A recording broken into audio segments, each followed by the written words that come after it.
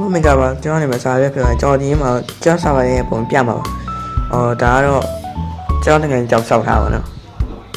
ခဲကျွန်တော်အရှိပောက်သွားမယ်ဆိုရင်တော့ဒီဘက်ဆမ်းမှာဆိုင်ကင်းနေရှိရင်တော့ဒီမှာဒါကတော့နေတာပေါ်တယ်ဒါရိုးစုဗျာကျွန်တော်ပြီးဟိုဘက်တွေတော့ဗျာအဲ့မှာ CT ရှိတယ်ဒါဥပိန်တရားပုံစံလုပ်ထားဗျာဒါငါးမြောက်ဖို့လုပ်ထား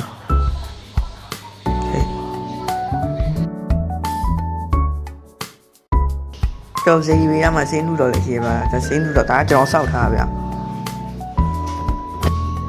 ခေပြီးကျွန်တော်အထဲမှာရှိနေတာကျွန်တော်ထဲပြမယ်ဒါကျွန်တော်စောက်ထားဗျဒါလည်းကျွန်တော်စောက်ထားပဲ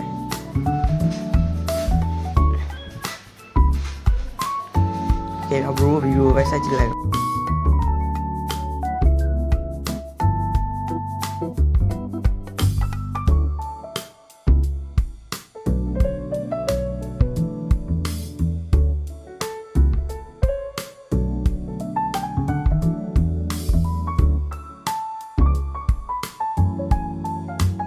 ဒါတော့တုတ်ကြီးရောဆိုင်ဖို့ဖြစ်ပါတယ်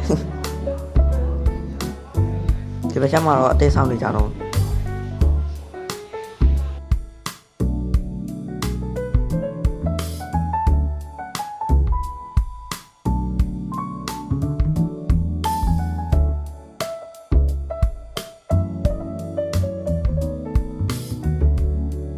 အရှိဟာတော့ဗာလဲပိုလာဝဝင်မလို့ပန်ဝဝင်ချမ်းပါဗာလဲဒါကတော့ကျောင်းနိုင်ငံချင်းပဲစောက်ထားပါ